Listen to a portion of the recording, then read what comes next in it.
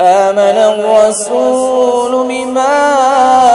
أنزل إليه من ربه والمؤمنون كل آمن بالله وملائكته وكتبه ورسله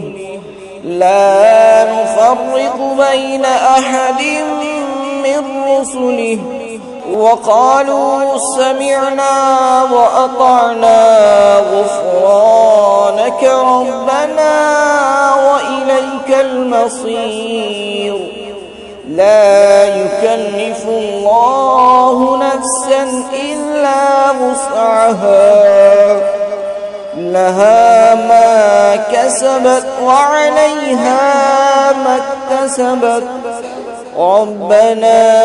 لا تؤاخذنا إن نسينا أو أخطأنا ربنا ولا تحمل علينا إصرا كما حملته على الذين من قبلنا ربنا ولا تحملنا ما لا طاقة لنا به واعف عنا واغفر لنا وارحمنا أنت مولانا فانصرنا على القوم الكافرين